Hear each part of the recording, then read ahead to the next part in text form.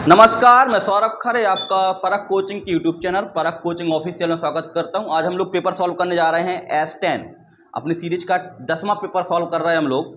और ये वाला पेपर आपको कैसे प्राप्त होगा, ये हमारे Telegram channel maths by Saurabh Khare से आप प्राप्त कर सकते हैं और इसकी लिंक हमारे चैनल के नीचे दी गई है, तो आप वहाँ से कर सकते हैं। एक बात आपको और बता दें, ये पेपर आपका ऑफलाइन भी चलता है, ऑनलाइन भी चल रहा है। ऑनलाइन आपको यूट्यूब में मिल जाएगा, ऑफलाइन आपको क्लासरूम में मिल जाएगा, ठीक है ना। आज का पहला सवाल है, एक क्वेश्चन लिखा है what is the value of 17 plus 18 और डॉट डॉट डॉट करके 40 तक करना है हम लोगों को। पहला वाला जो क्वेश्चन लिखा गया है वो लिख रहा है 17 प्लस 18, इस तरीके से लिखा गया रहा है 40 तक। ये कॉन्सिक्यूटिव नंबर्स हो गए हैं, समांतर श्रेणी के काम करने लगे हैं। समांतर श्रेणी क्यों कह पा रहे हैं, क्योंकि सब में डिफरेंस कितने कितने का एक है, आगे भी इसी तरीके से बता रहा है।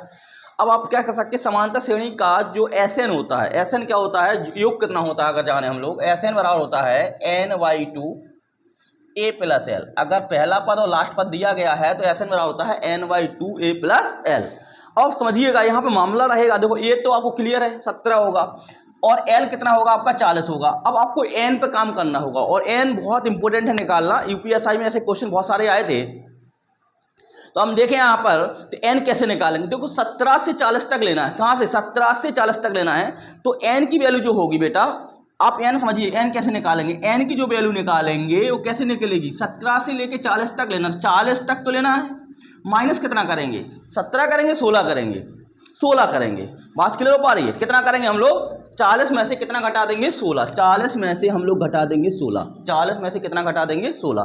तो n का मान निकला है, 17 से लेना है, 17 से, 17 को लेना है, से माने होता है सहित, से माने होता है सहित, 17 को लेना है तो 16 तक घटाएंगे तो बचेगा यहाँ पे कितना 24 बचेगा। तो n की वैल्यू आपकी हो जाएगी 24। अब आप इसमें रख सकते हैं आराम से, हो जाएगा 24/2 इंटू a 17 प्लस कितना हो जाएगा 40, 2 कितना हो जाएगा 12, यहाँ बचेगा 12, यहाँ हो जाएगा 7, 4 1 5, 12 7 84 हो जाएगा, 8 12 5 60 और 8 68, 684 इसका आंसर हो जाएगा। क्या हो जाएगा 684 इसका आंसर हो जाएगा। तो ऑप्शन सी इसका सही हो जाएगा।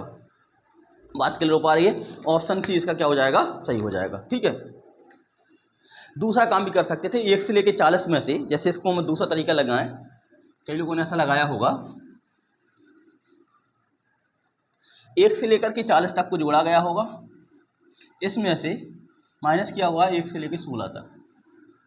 अब प्रथम n प्राकृतिक संख्याओं का योग कितना होता है, n इंटू n प्लस 1/2। क्या होता है, n इंटू n प्लस 1/2 में से n इंटू n प्लस 1/2 घटा देंगे। अब इन्हें पता है कि कट जाएगा, इसके लिए n की वैल्यू 40 है, इसके लिए n की वैल्यू कितनी है 16 है, इसके लिए n की वैल्यू 40 है, इसकी वैल्यू क्या है, n की वैल्यू 16 है। प्रथम n प्राकृतिक संख्याओं का जो योग होता है वो होता है n into n plus 1 minus n into n plus 1/2 होता है। यहाँ लग देंगे 40 इंटू 40 और 1 41 बट्टे कितना हो जाएगा 2, माइनस यहाँ हो जाएगा 16 और 1 17/2, यहाँ 20 हो जाएगा, 2 41 दूनी 82 800, यहाँ 2 8 16, 17 8 कितना हो जाएगा आपका 136।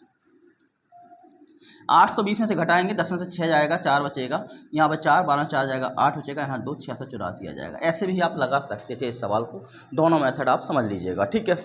अगला सवाल दिया गया है,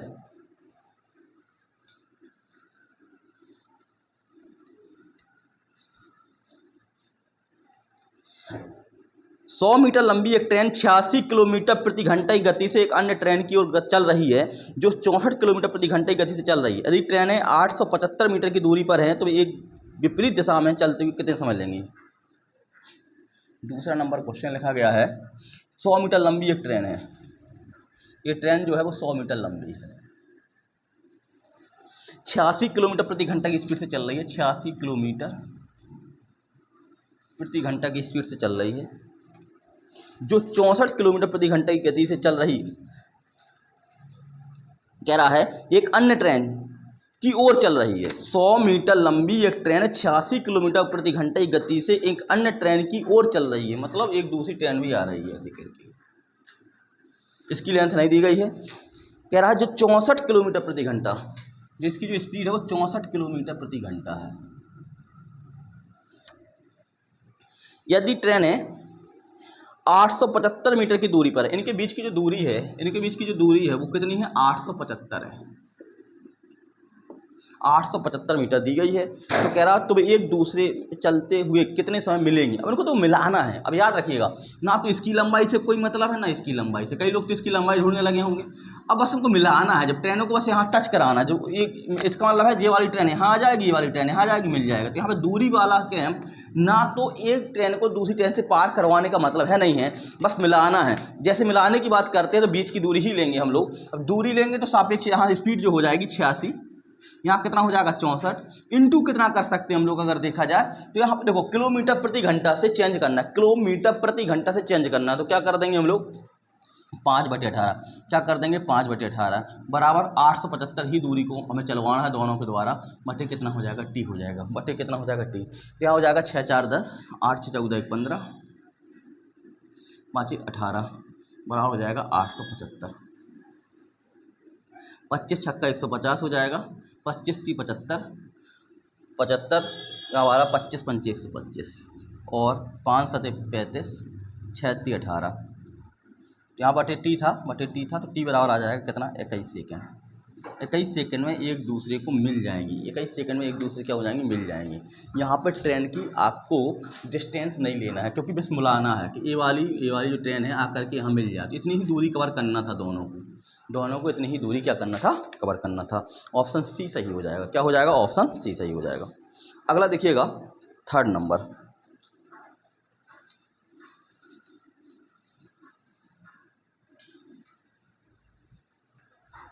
तीसरा नंबर लिखा गया है 19 20 और 21 तारीख को औसत तापमान 41 डिग्री सेंटीग्रेड था। 19 20 और 21, 19th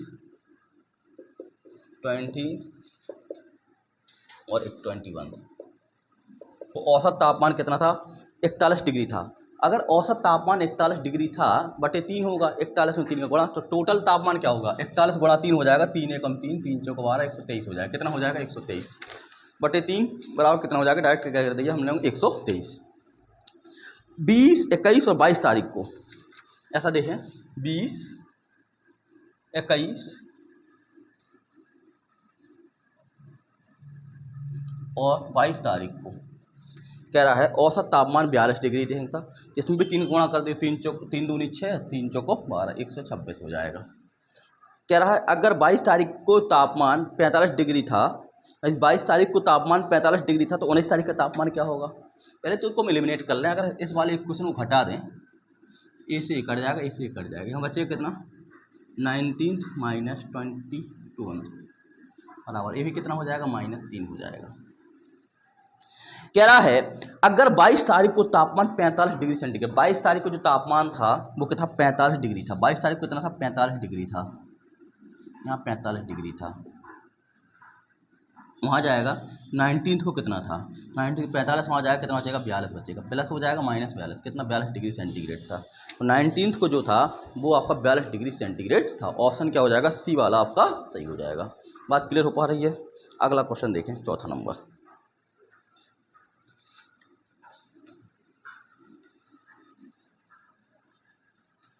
नंबर है चौथा नंबर में एक सवाल दिया गया है, उसको आपको क्या करना, सॉल्व करना है। कह रहा what would be come at the place of the question mark in the following question. Question mark के स्थान पे आपको एक सॉल्यूशन सिंप्लीफिकेशन करना है, तो आप स्वयं कर लीजिए, बहुत कठिन है नहीं है। ऑप्शन ए इसका सही हो रहा है ना, चौथे का ए 7 सही हो जाएगा, ठीक है। अगला नंबर देखते हैं 5 नंबर।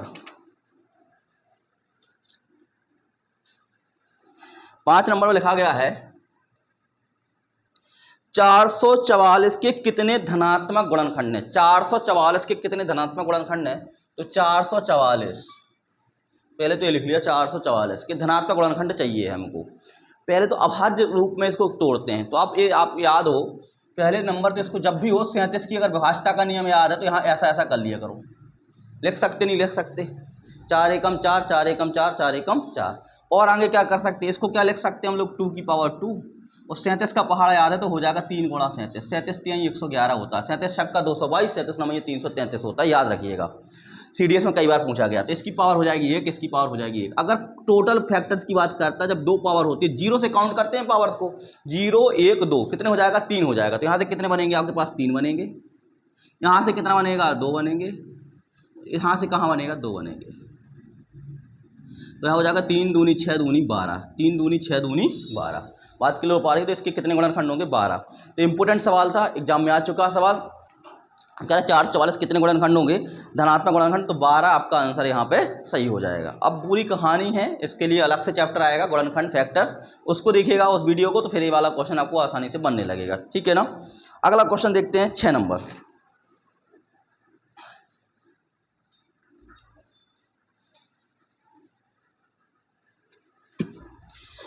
एक इंपॉर्टेंट क्वेश्चन है, इस तरीके से मेंस में क्वेश्चन पूछा गया था, इस टाइप का था, ऐसा नहीं था। एक 6 अंक की संख्या 3 अंकों की पुनरावृत्ति से बनाई गई। एक 6 अंकों की संख्या है, वो 3 अंकों की पुनरावृत्ति से बनाई गई। जैसे उन्होंने कहा उदाहरण 256 को 256 256 इस तरीके से लिखा गया। जैसे 3 अंकों की संख्या है, 3 अंकों की संख्या से बनाई गई। तो क्या रहा है सवाल, एक 6 अंक की संख्या के 3 अंकों की पुनरावृत्ति, 256 256 को 2 बार पुनरावृत्ति कर दो, इस तरीके से संख्या बनाई गई है। तो कह रहा है, तो इस प्रकार की बनी कोई भी संख्या हमेशा पूरी तरह किससे भाज्य होगी। ऑप्शन दिया है 7 11 1001, बी ऑप्शन में, और सी ऑप्शन में 13, और डी ऑप्शन में सभी दिए गए हैं। इस बात को समझिएगा, 7 11 और 13 की भाज्यता का नियम क्या है। बहुत इंपॉर्टेंट कहानी ये है, 7 11 और 13 की भाज्यता, इसकी हम डिविजिबिलिटी देख लेते हैं।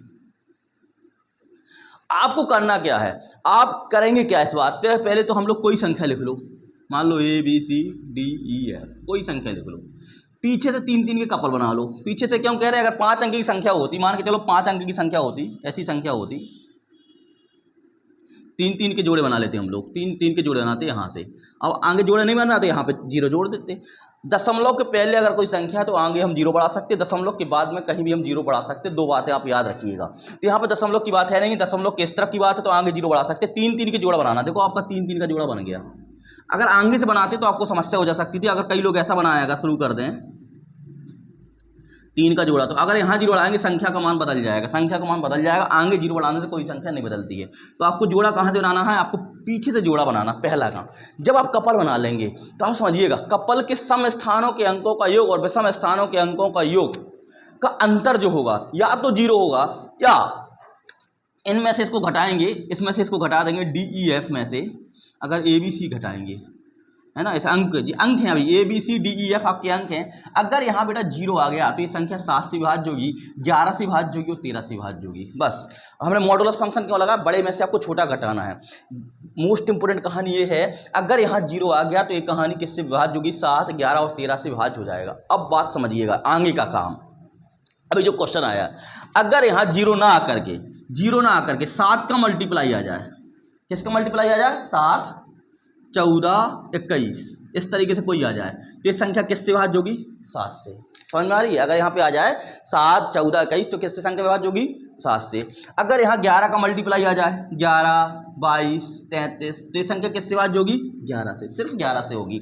अगर यहाँ पर 13 का मल्टीप्लाई आ जाए, 13 26 13 3 39, इस तरीके से आ जाए, तो ये संख्या किससे विभाज्य होगी, 13 से। एक नियम ये और हो गया। अगर ये संख्या 7 और 11 के गुणनफल से विभाज्य होने लग जाए,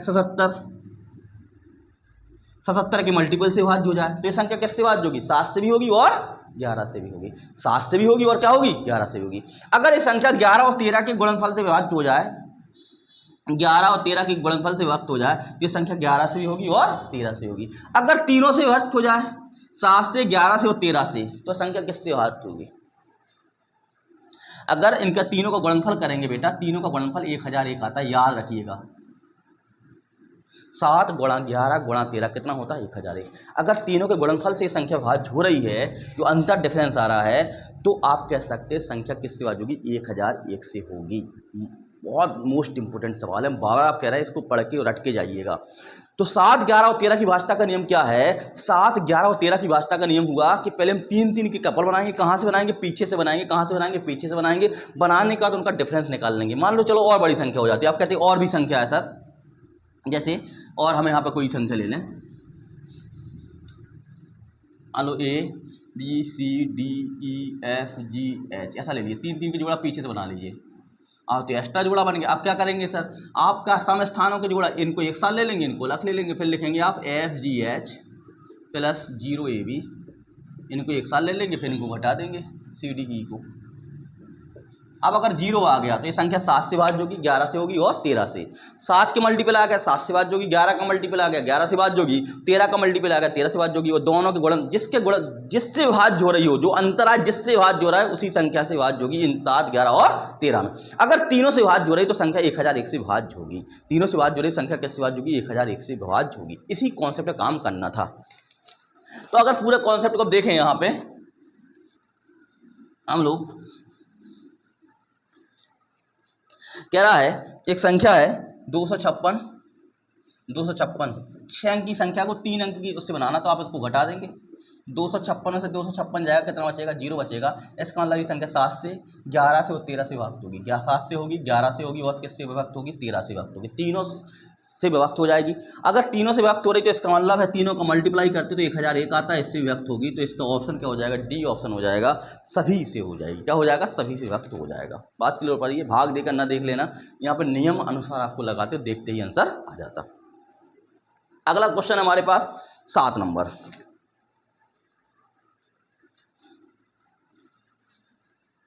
सात नंबर क्वेश्चन इंजीनियरिंग में पूछा गया है, जेई में। उसको हम लोग यहाँ लाए हैं कि इससे मैक्सिमम लेवल पर काम कर सकें। लिखा गया है एक क्वेश्चन 152, इस तरीके से लिखा गया, देखो है ना, 152। इसके बाद लिखा गया sin 30 प्लस लिखा गया है 2 cos स्क्वायर 45,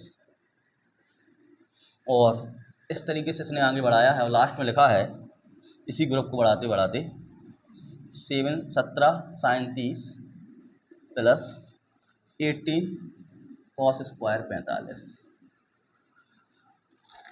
इसको आपको सॉल्व करना है। इसको आपको सॉल्व करना है तो 152 तो यहाँ का रहेगा ही। यहाँ sin 30 की वैल्यू कितनी होती है, 1/2। 2 cos स्क्वायर 45 कितना होता है, 1/√2 dot dot dot 17 sin 30 1/2 plus 18 cos square 45 हो जाएगा 1/√2 का स्क्वायर। यहाँ बचेगा कितना, 1/152, यहाँ बचेगा 1/2 प्लस √2 होगा। यहाँ पे कितना हो जाएगा, देखो √2 हो जाएगा, यहाँ हो जाएगा 2 इंटू 1/, कितना हो जाएगा 2। यहाँ इसी प्रकार से अगर आगे देखेंगे 17 कितना हो जाएगा 1/2 प्लस 18 इंटू 1/2। सब में देखो 1/2 कॉमन आ रहा, सब में क्या आ रहा है, 1/2 क्या हो रहा है, कॉमन आ रहा है। जब 1/2 कॉमन लेंगे हम लोग तो कितना हो जाएगा, 1/52। 1/2 अगर कॉमन लेंगे तो यहाँ बचेगा कितना हमारे पास, 1, यहाँ बचेगा 2, यहाँ बचेगा कितना 18। 2 से काट देंगे, 2 7 14, 2 6 12, 76 आ जाएगा 76। यहाँ पर सूत्र लगा दीजिए n इंटू एन प्लस 1/2। प्रथम n प्राकृतिक संख्याओं का योग, प्रथम n प्राकृतिक संख्याओं का योग होगा 18 इंटू 19/2, 2 9 18, कितना हो जाएगा 2 9 18। अब इसको देखना था ऑप्शन के आधार पे। 76 को क्या लिख सकते हैं, 4 × 19। 76 को लिख सकते हैं 4 × 19, इसको लिख सकते हैं 9, इसको लिख सकते हैं 19। अब बताइए 4 भी पूर्ण वर्ग है, 19 2 आ गया, ये भी पूर्ण वर्ग हो जाएगा, ये भी आपका क्या हो जाएगा 9। मतलब इसको ऐसा लिख सकते हैं 4, मतलब क्या लिख सकते हैं 4 को 2 का स्क्वायर, 19 9 को लिख सकते हैं 3 का स्क्वायर, और 2 बार 19 है तो 19 का स्क्वायर। तो ये संख्या पूरी जो आएगा ये पूर्ण वर्ग संख्या है, कंप्लीट स्क्वायर है। तो ऑप्शन सी सही होगा, किसी पूर्णांक का पूर्ण वर्ग होगा, किसी पूर्णांक का पूर्ण वर्ग होगा जो आंसर आपका आएगा। ठीक है ना, क्लियर हो पारी बात। 8 नंबर क्वेश्चन देखिएगा।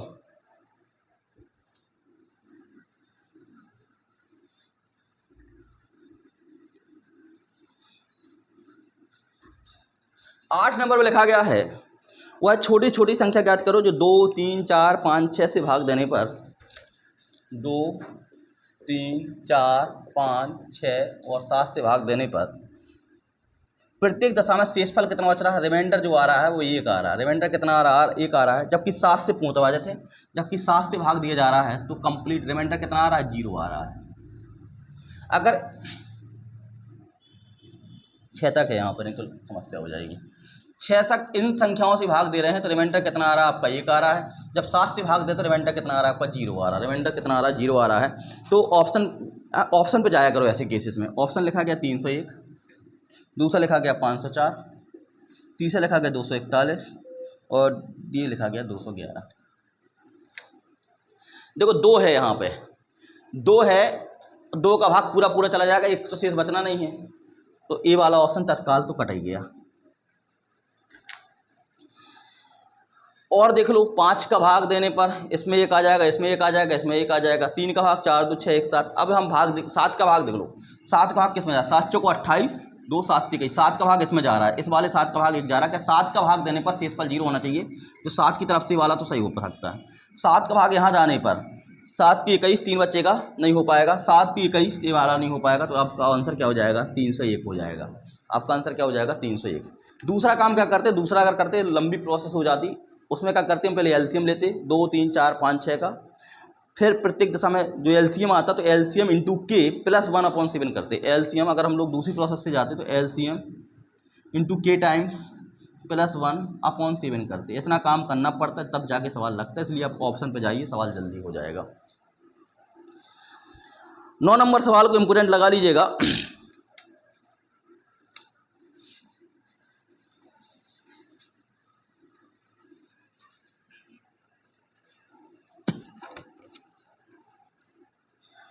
देखो पूछ रहा है वो एक्स बराबर, इसका हमेशा आंसर 2 आएगा लगभग, है ना। इसका हमेशा कितना आंसर 2 आएगा। इसको आपको क्या करना था, कंपोनेंडो और डिविडेंडो से लगाना था। कंपोनेंडो और डिविडेंडो से लगाएंगे तो इसका आंसर 2 आता है। एक बार एक क्वेश्चन आया था उसमें बी आंसर आने लगा, तो वहाँ पे 2 नहीं होगा तो आंसर बी आने लगता है, ठीक है। एक बार आपको बता दें, अगर 2 नहीं होगा तो बी इसी का आने लगता है। तो आप यहाँ देखें एक्स बराबर लिखा गया है 4ab upon a plus B. पूछा गया है आपसे x plus 2a upon x minus 2a plus x plus 2b upon x minus 2b। एक तो है ए ओ बी का कोई भी वैल्यू मान लो आप, ए ओ बी की कोई वैल्यू, ए बराबर 1 मान लो, बी बराबर 2 मान लो, ऐसा कर लो, है ना। ए बराबर 1 मान लो, बी बराबर 2 मान लो, तो रख दो, तो भी आपका कितना आएगा, यहाँ पे 2 आ जाएगा। एक्स बराबर जो दिया गया इतना, तो इतनी की वैल्यू आ जाएगी 2। दूसरा कंपोनेंट डिविडेंडो कैसे लगाते उसको देख लो, है ना। कंपोनेंट डिविडेंडो कैसे लगाएंगे, इसकी वैल्यू हमको चाहिए है, तो यहाँ पे हम लोग ऐसा लिख सकते थे x अपॉन 2a, यहाँ बचेगा कितना, 2b बचेगा बटे a प्लस बी। इसको कंपोनेंडो लगाएंगे और डिविडेंडो लगाएंगे तो x plus 2a upon x minus 2a बराबर हो जाएगा 2b plus a plus B, 2b minus a minus B, minus घट जाएगा। इसकी जो वैल्यू आएगी कितनी आ जाएगी आपकी, 2a 3a plus B plus इसकी जो वैल्यू आएगी क्या आ जाएगी, b माइनस ए। ये है आपकी x plus 2a upon x minus 2a की वैल्यू। इसी प्रकार और कंपोनेंडो डिविडेंडो लगाएंगे हम लोग। अगर यहाँ पर देखो, अगर इसको इस वाले को सॉल्व ऐसा करा जाए, इसको ऐसा लिखेंगे x अपॉन 2b बराबर, यहाँ बचेगा कितना, 2a अपॉन a plus B, X plus 2b upon X minus 2b बराबर हो जाएगा 2a plus B a plus B, यहाँ हो जाएगा 2a और माइनस a माइनस बी। तो यहाँ पे आ जाएगा x plus 2a upon X minus 2b बराबर, जोड़ेंगे तो आ जाएगा 3a प्लस बी, यहाँ हो जाएगा a माइनस बी। दोनों को जोड़ने के लिए कहा गया, दोनों को क्या कहा गया, जोड़ने के लिए कहा गया। दोनों को अगर जोड़ेंगे हम लोग,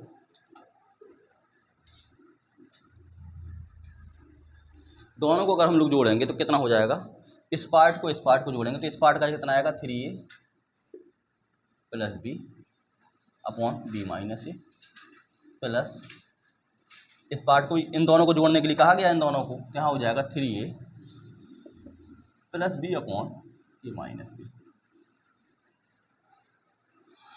अगर जोड़ा जाए इसमें, अगर इसमें जोड़ा जाए तो आप देख पा रहे होंगे, यहाँ क्या लिखेंगे हम लोग, a माइनस बी लिख लो, एलसीएम यहाँ का minus 3a plus B plus 3a plus B, a minus B LCM लिया तो यहाँ 3 में से जो आएगा, यहाँ क्या होगा, उल्टा लिख लिया क्या, 3a प्लस बी, और यहाँ था 3b, यहाँ था आपका 3b प्लस ए, ऐसा होगा, देख लीजिएगा, एक तरफ b प्लस ए होगा, ठीक है। यहाँ माइनस ए हो जाएगा, माइनस यहाँ पे ए है तो यहाँ पे माइनस का मल्टीप्लाई करें तो ये माइनस हो जाएगा।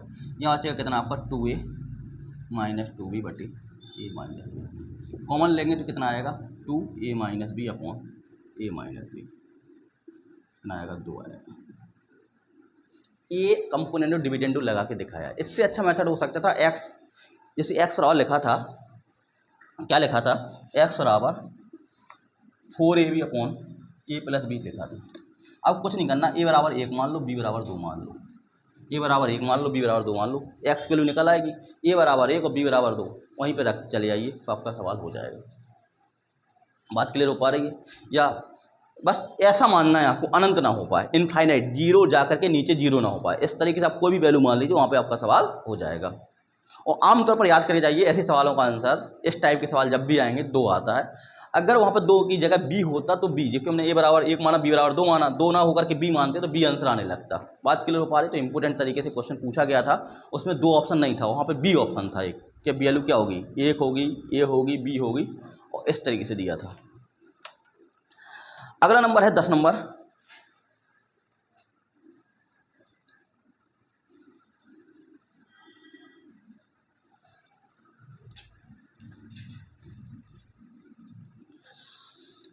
एक 2 3 4 5 6 228 अंकों वाली, 1 2 3 कह रहा 228 अंक तक, डिजिट्स तक लिखना है।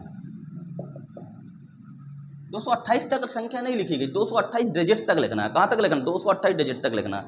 सबसे तगड़ा फॉर्मूला हमने बताया था एक काम आपको, 1 से लेके 9 तक के जो अंक यूज की जाती है, 1 से लेके 9 तक कितने अंकों का यूज होता है बेटा? 9 अंकों तक। याद कर लीजिए। 1 से लेकर 99 तक कितने अंकों का यूज होता है? आप याद करिए, 189, 189। 1 से लेकर 999 तक कितने अंकों का प्रयोग होता है? 1 से लेकर 999 तक कितने अंकों का प्रयोग होता है? 2889, 2889। बस जितने 2 उतनी 88। यहाँ पर 1 से लेकर 9999 तक का कितना होता है? तो यहाँ कितना आ जाएगा? 3 888 और 9। इस बात को अगर याद किए हैं तो देखो, 189 अंकों तक 99 लिखा रहेगा। 189 अंकों तक कितना लिखा रहेगा? 99। अगर यहाँ पे देखो ऐसा लिखा रहता 189, तो यहाँ पर कितने अंकों का यूज हो गया? यहाँ तक कितने अंकों का यूज हो गया? अगर 189, 1 से लेकर 99 तक लिखा होता, 1 से लेकर 99 तक लिखा रहता, 1 2 3 4 99 तक लिखा रहता, तो 189 अंक यूज कर चुके होंगे। अगर 1 से लेकर 99 तक लिखा गया तो कितने अंक तक लिख चुके होंगे हम लोग इस आधार पे? 189 अंक। हमारे पास अभी कितने अंक और बचे हैं? टोटल कितने डिजिट हमारे पास? 228। 228 में से क्या घटा देंगे हम लोग? 189 घटा देंगे। 228 में से अगर 189 घटाएंगे तो 28 तो बचेगा, 11 अंक और बचेंगे। कितने बचेंगे हमारे पास? 11 अंक और बच जाएंगे। यहाँ से 11 यहाँ जोड़ दो तो 29, 39 अंक और बचेंगे। कितने बचेंगे? 39 और बचेंगे। कितने अंक बचेंगे हमारे पास? 39 डिजिट। 228 डिजिट थे, इतने को यूज कर चुके, 239 डिजिट बचेंगे। अब कुल 39 बचेंगे, 39 डिजिट बचेंगे। अब 39 डिजिट में अब जो संख्या होगी कितने कितने की होगी? कितने कितने अंक की? अब जो आएगी वो 100 की आएगी एक संख्या पूरी। यहाँ कितनी आएगी? 101 की आएगी। अब जो संख्या आएंगी वो 3 डिजिट की आएंगी। तो कितने कितने 3 डिजिट बन सकते हैं? भागे 3 का भाग देंगे, 13 अंक तक और लिखना है। तो हम 100 से, अब देखो 99 के बाद 13 अंक और लिखेंगे तो 113 तक नहीं जाएगा, 112 तक जाएंगे। 99 का 100 भी एक संख्या 3 अंक की होगी, तो हमें यहाँ तक क्या लिखेगा? 112। 112 तक लिखने में 228 डिजिट का प्रयोग होगा। 112 तक लिखने में 228 डिजिट्स का क्या होगा? प्रयोग होगा। अगला देखिएगा, ये तो सवाल बता ही चुके 11 नंबर, 1 से लेकर 9999 तक आ गया सवाल। 3888 कितना हो जाएगा? 9। 3889। तो आपका 11 नंबर भी इसी में हो गया। 11 नंबर भी सवाल क्या हो जाएगा? ए। 11 का ऑप्शन भी कितना हो जाएगा आपका? ए। 12 नंबर देखिएगा,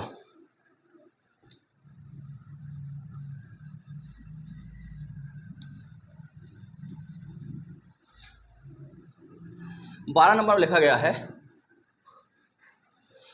1834 के सबसे नजदीक संख्या ज्ञात कीजिए। देखो जो 12 से विभाजित है, तो 1834 आप यार समझिएगा, 1834 से 12 का भाग दे लो पहले तो। 1834 में अगर 12 का भाग देंगे तो 12 एकम 12, 6 बचेगा, 12 पंच 60, 3 बचेगा, 34 हो जाएगा, 12 दूनी 24, 12 दूनी कितना हो जाएगा? 24, 10 शेष बचेगा। इसमें कितना एक्स्ट्रा है? इसमें अगर देखा जाए कितना एक्स्ट्रा हो रहा है? 10 एक्स्ट्रा हो रहा है। या तो हम इसमें से 10 घटा दो, अगर इस तरह आना है तो 10 घटा दो, कितना हो जाएगा? 1800। 10 घटाएंगे कितना आ जाएगा 24। या 2 जोड़ दो इसमें, अगर यहाँ पे हम इस तरफ जाना है तो कितना जोड़ दें हम लोग, 2 जोड़ दें, क्या हो जाएगा 12, 1836। बात समझ में आ रही है कैसे किया हम लोगों ने। 12 का भाग दो, 12 एकम 12, 6 बचेगा, 12 पंचे 60, 3 बचेगा 34, 12 दूनी 24, 10 शेष है, 10 शेष है। अगर किसी संख्या में 10 शेष है और 10 को घटा दिया जाए तो 1824 बचेगा, जो 12 से पूर्णतः विभाज्य होगा। देखो 12 एकम 12 हो जाएगा, 6 बचेगा, 12 पंचे 60, 12 दूनी 24। अगर इसमें 2 जोड़ दे, क्योंकि 10 कम ही है, 10 कम कर दो, एक्स्ट्रा था कम कर दो तो भी विभाज्य हो जाएगा। 10 हो चुका, 2 और मिल जाएगा तो पूरी साइकिल कम कवर कर लेगा। अब बताइए वो कह रहा सबसे नजदीक क्या है। अब ये देखो, अगर पूछता है, इसमें 2 क्वेश्चन आते हैं यहाँ से इंपोर्टेंट। अगर पूछता 2 पड़ोसी बताइए तो एक पड़ोसी ये है, एक पड़ोसी ये है, लेकिन पूछा सबसे नजदीक क्या है, सबसे नजदीक होगा 1836, क्योंकि ये हर दूसरे कदम पे इसको मिल जा रहा है, जबकि इसको बैक करने पर 10वें कदम पे जाना पड़ रहा। तो आपका आंसर क्या हो जाएगा 1836। आसान सवाल था, ग्रुप डी वगैरह में इस तरीके के सवाल पूछे गए हैं, लेकिन याद रखना अगर वहां पे पूछ लेता आपसे कि पड़ोसी कितने हैं, इसकी नजदीकी संख्या कितनी है, तो निकाल देते दोनों होती। सबसे नजदीक कौन है, सबसे नजदीक 1836 होगा। 13 नंबर क्वेश्चन देखिएगा।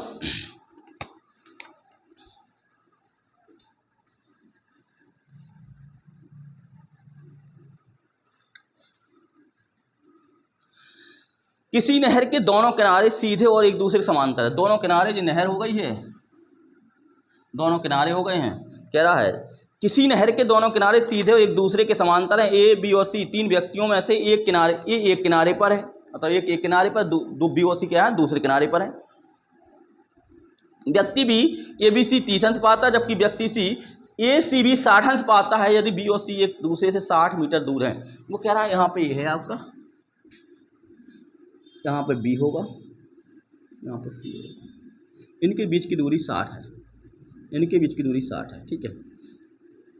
ये वाला कोण कह रहा है, जब ये देखता है तो अपना कोण कितना पा रहा है, 30 अंश। ये 30 है, ये कितना हमारे पास, ये 60 है।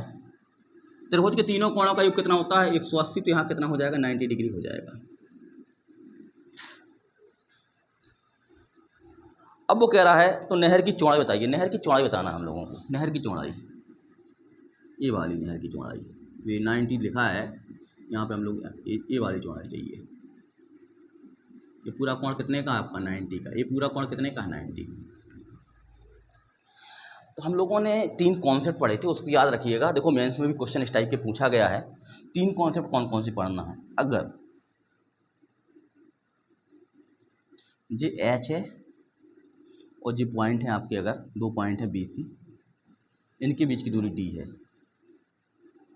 तो डी बराबर क्या होता है बेटा, डी बराबर होता है, यहाँ पे लिख दिया, डी बराबर होता है, ये थीटा अल्फा है, मान लो ये अल्फा बीटा है, डी बराबर H cot alpha plus cot beta. याद रट के जाइएगा, कितना हो जाएगा, डी बराबर H cot alpha plus cot beta. दूसरा अगर ऐसा दिया होता सवाल, ऐसा बनता, ये आपका अल्फा है, ये आपका बीटा है, दूर वाला अल्फा है तो ये बाईस वाला बीटा है, तो इन दोनों के बीच की दूरी, इन दोनों बीच की, ये पॉइंट बी है, ये पॉइंट सी है, अगर इन दोनों के बीच की दूरी आपकी डी है तो इसकी हाइट कितनी होगी, इसकी हाइट कितनी होगी। याद रखिएगा डी बराबर होता है H cot alpha minus beta, दूर में से घटाएं क्योंकि कॉट अल्फा का मान ज़्यादा होगा इसका, है ना, cot alpha minus cot beta. अगर आप भूल जाएं कि अल्फा बीटा में किसको आगे पीछे करना है, रखिएगा तो माइनस नहीं आता, दूरी एक अदस राशि तो माइनस लेगा नहीं, तो अब माइनस आने लगे तो आगे पीछे अपन कर लेकर देखना। हालांकि cot alpha minus cot beta होता है, इस फॉर्मूले में बस मान रखना है सवाल का, आपका सवाल आ जाएगा इस वाले में। हम लोग देखें, अगर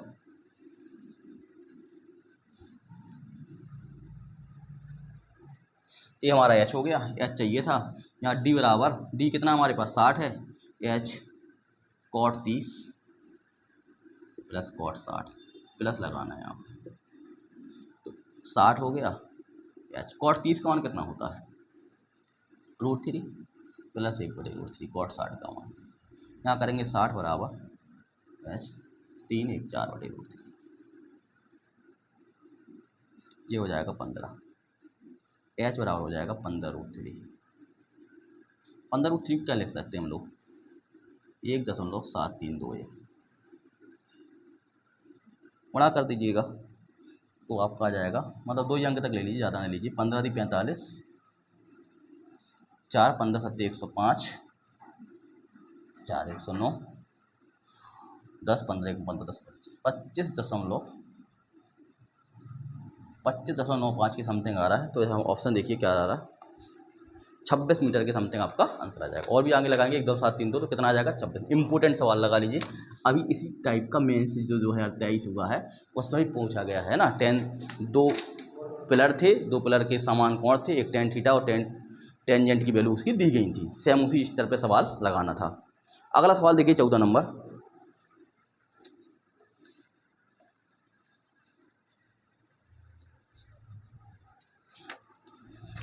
त्रिभुज XYZ में XM कोण X का समद्विभाजक है।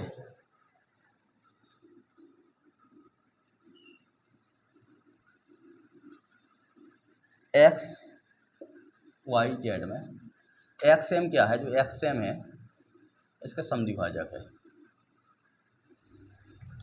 ए बी XM पर लंब है। जब ए बी कोई रेखा जो XM पर लंब है, आपको कहीं से ही बना सकते हैं ए बी को, है ना। ए बी कोई रेखा जो XM पर लंब है, बस एक रेखा बनाइए ए बी जो यहाँ से गुजर रही होगी कहीं से, वो XM पे क्या है, लंब है। तो ऐसे बनाइए कि कोई इस तरीके से कोई लंब हो जाएगी, 90 डिग्री होना चाहिए। ये हो गया। XM पर लंब कैसे होगी, कोई रेखा यहीं से गुजरेगी नहीं गुजरेगी। अगर XM पर कोई रेखा है, इस पर लंब गुजारना तो कहाँ से गुजारेंगे आप, ऐसी तो गुजारेंगे नहीं, ऐसी गुजारेंगे नहीं, कहाँ से गुजारेंगे, ऐसी गुजारेंगे नहीं गुजारेंगे। इस रेखा पर लंब है, बस ये भी का है लंब है, कहीं से गुजरने तो कहाँ क्या है लंब है। XM पर लंब चाहिए नहीं चाहिए, अगर कोई भी रेखा है तो उसके क्या लंब निकालना कह रहा है। अब वो कह रहा है जो इसे बिंदु डी पर काटती, वो कह रहा है इसे डी पर काटती, यहाँ पर काट रही है, ये मेन पॉइंट है, 90 पर काट रही है। तो क्वेश्चन कह रहा है निम्नलिखित में से कौन सा सत्य होगा। एक्स डी बराबर डी एम, पहला कह रहा है एक्स डी बराबर, एक्स डी कहाँ है हमारे पास, ए वाला, कितना है डी एम। ये तो कभी हो ही नहीं सकता, क्यों नहीं हो सकता, 90 तो कहीं ऊपर भी काट सकता है भाई। 2 रेखा है तो यहाँ 90 काट सकता है, यहाँ काट सकता है, यहाँ काट सकता है, कहीं भी काट सकता है। 90 यहाँ है, 90 यहाँ, कहीं काट सकता है। तो एक्स डी बराबर डी एम हो नहीं सकता, कभी भी नहीं हो सकता, ठीक है ना, क्योंकि लंबाई दी नहीं देगी। दूसरा काम वाई एम बराबर एम जेड, वाई एम बराबर कह रहा है एम जेड। ये इसलिए नहीं हो सकता है क्योंकि इसका जब जो समद्विभाजक त्रिभुज है, इसको क्या काट रहा है आपका, एक त्रिभुज लिया गया एक्स वाई जेड, समझना बात को। अगर इसके बाइसेक्टर्स हैं, अगर इसके बाइसेक्टर जो एम है, तो एक्स वाई बटे क्या पढ़े थे हम लोग, एक्स वाई बटे वाई एम अंतःकोण द्विभाजक प्रमेय से यहाँ क्या हो जाएगा, एक्स जेड बटे कितना हो जाएगा, एम जेड। तो इसका जो जो ए अनुपात में होगी वही भुजाएं इस अनुपात में होगी, नहीं होंगी। और जरूरी थोड़ी है कि ये आपस में बराबर होंगी, ये आपस में बराबर हो ही नहीं सकती हैं, क्योंकि इस अनुपात में होगी, ये भुजा जिस अनुपात में होगी उसी अनुपात। अगर ये भुजा कह देता बराबर है तब ये भी क्या हो जाते, बराबर हो जाते। तो ए वाला भी हमारा ऑप्शन नहीं हो पाएगा। बचा ऑप्शन हमारे पास सी और डी। सी कह रहा है एक्स सी बराबर एक्स बी, सी कह रहा है एक्स सी बराबर एक्स बी, ये भी काम करना। एक कह रहा है डीएम बराबर बीजेड, डीएम बराबर बीजेड, ये तो कभी बराबर हो नहीं पाएगा। देखो ये डीएम है, ये कितना है, बीजेड है, ये 90 डिग्री है, ये कौन से कोण पे निकला है, समांतर तो है, ये वाला भी नहीं हो पाएगा। तो सी ऑप्शन ज़्यादा सूटेबल होगा, एक्स से बराबर एक्स बी। क्या होगा, एक्स से बराबर एक्स बी। क्यों, जब यहाँ 90 डिग्री पे काटेंगे, वो जो समद्विभाजी कोण है, ये कैसे कोण है, समद्विभाजी कोण है, कोण के सामने हो जाए कैसे होंगे आपस में, बराबर हो जाएंगे। दोनों कोण कैसे हैं आपस में, बराबर हो जाएंगे, क्योंकि 90 डिग्री कर रहा है, यहाँ भी 90, यहाँ पे कितना है 90 है, आपका शीर्ष लंब जा रहा है। तो कह सकते हैं एक्स ए बराबर क्या होगा, एक्स बी होगा, एक्स सी बराबर क्या होगा, एक्स बी होगा। तो आपका 14 का सी हो जाएगा। इंपोर्टेंट लगा लीजिए, ऐसे क्वेश्चन को लगाना एग्जाम बैठ करके, ऐसे जब क्वेश्चन आए तो आपको एलिमिनेट करना है, ऑप्शंस को क्या करना है, एलिमिनेट करना है। एलिमिनेट के आधार पर आप लगा सकते थे, 14 का सी हो जाएगा। 15 नंबर देखिएगा,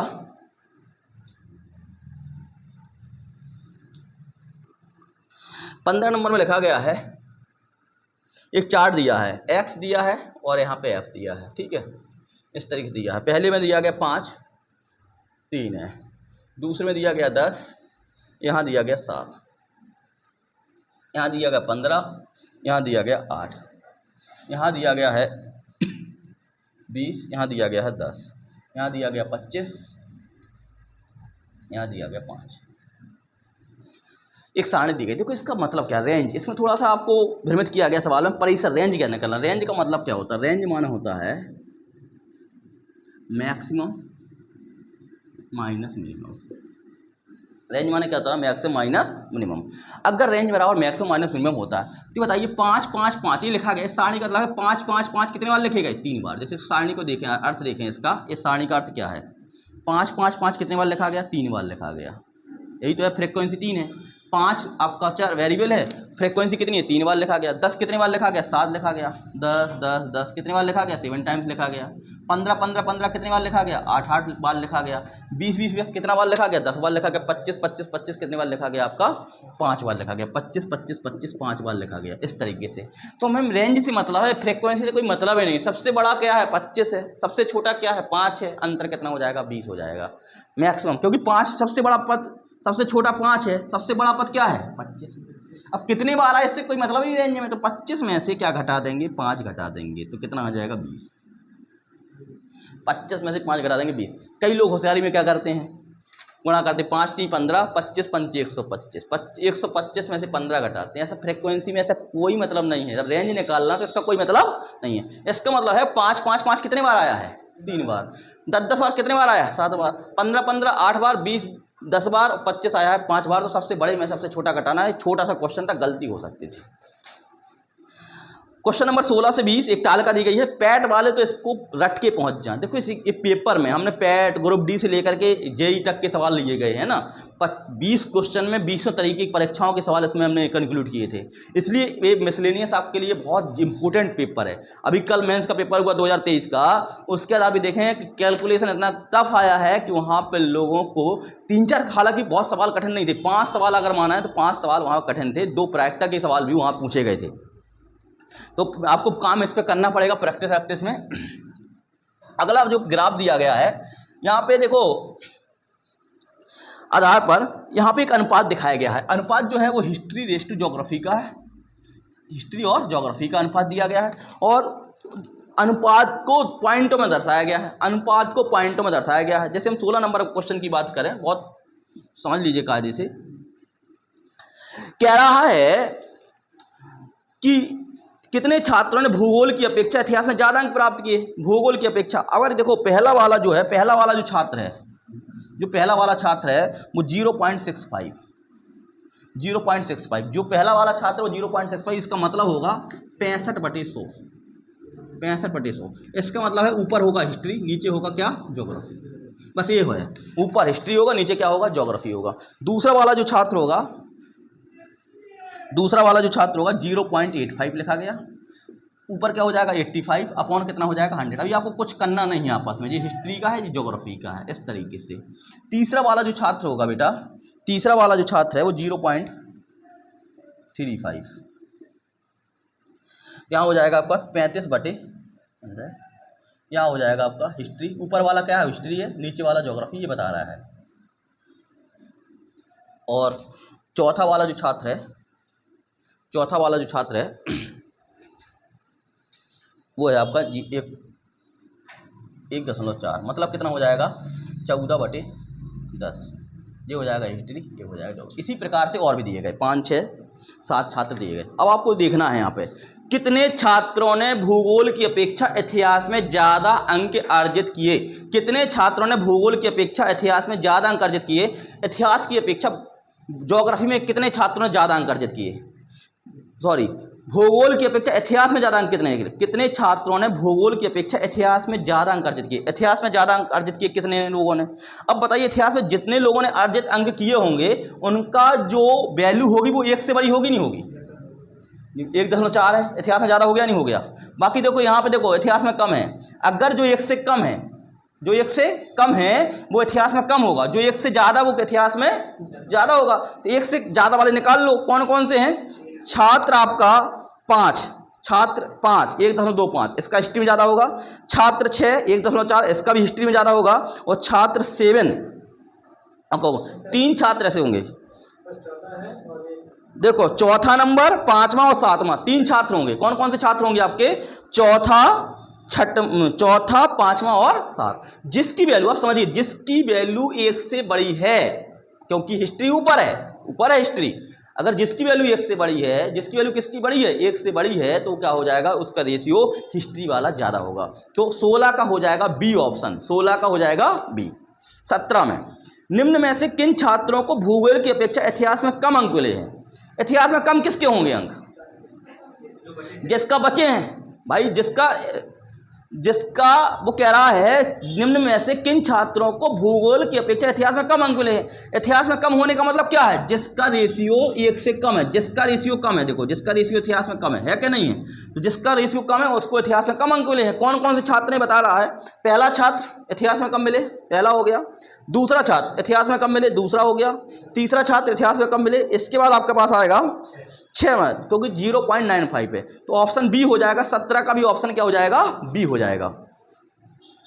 अब 18 नंबर क्वेश्चन गलत कराने के लिए बैठा हुआ है। भूगोल में छात्र 3 से 4 के मध्य की प्रतिशत बढ़ बताइए। भूगोल में छात्र 3 में भूगोल में, यहाँ भी 100 है, यहाँ पर कितना। अब ऐसा मत कर दीजिए, क्योंकि ये अपना रिलेशन है, इसका रिलेशन है, आपस में कोई रिलेशन है क्या इसका? आपस में कोई रिलेशन है क्या इसका कोई आपस में रिलेशन है ही नहीं है। इसका कोई आपस में रिलेशन है क्या, नहीं है। तो यहाँ हो जाएगा आंकड़े अपर्याप्त है। देखो इसका आप अपना है, हिस्ट्री ज्योग्राफी का है, यहाँ हिस्ट्री ज्योग्राफी का। इन दोनों तीसरे और चौथे छात्र के बीच में कोई संबंध नहीं दिया गया है, इसलिए आंसर आएगा आंकड़े अपर्याप्त है। 19 इतिहास भूगोल के अधिकतम अनुपात और न्यूनतम अनुपात का अंतर बताइए। अधिकतम अनुपात और न्यूनतम अनुपात, अधिकतम अनुपात कौन सा होगा? अधिकतम अनुपात होगा 1.55। अधिकतम अनुपात कितना होगा? अगर हम लोग बात करें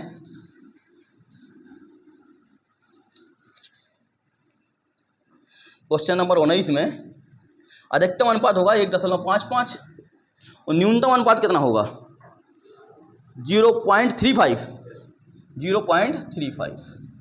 या 1.20 पॉइंट कितना हो जाएगा? 20। इसका ऑप्शन डी हो जाएगा। ऑप्शन क्या हो जाएगा? डी हो जाएगा 19 का।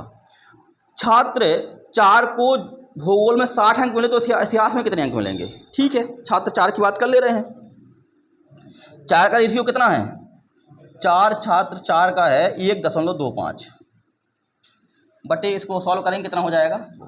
ये आपका हिस्ट्री था, ये कितना था आपका? ज्योग्राफी था। ये हिस्ट्री था, ये क्या था? ज्योग्राफी था। ठीक है, इसका जो रेशियो बनेगा हिस्ट्री अपॉन ज्योग्राफी का, वो कितना आएगा? 25 पंचे 125, 25 चौको 100, 5:4। कितना आएगा बेटा? 5:4। अब वो कह रहा है छात्र 4 को भूगोल में 60 अंक मिले। कितने अंक मिले? 4 का मतलब कितना है? 60। 15 चौको 60, तो 15×5 कितना हो जाएगा? 75 हो जाएगा। कितना हो जाएगा? 75। कितना हो जाएगा? 75 अंक मिलेंगे। तो उसे इतिहास में 75 अंक मिलेंगे, तो हो जाएगा 20 का ऑप्शन सी। तो 16 से मैच कर लीजिए ऑप्शन। 16 का बी होगा, 17 का बॉय, बी फॉर बॉय, 18 का डी फॉर डॉग होगा, और 19 का डी फॉर डॉग, और 20 का होगा सी। इस तरीके से वाला पेपर आपका पूर्णतः सॉल्व हो गया। ये वाला ग्राफ देख के जाइएगा, पैट वालों के लिए बहुत अति महत्वपूर्ण पेपर है, और जिसका कल और परसों पेपर होने वाला है पैट का, उसके लिए अग्रिम शुभकामनाएं। बहुत अच्छा पेपर जाए, best of luck, thank you.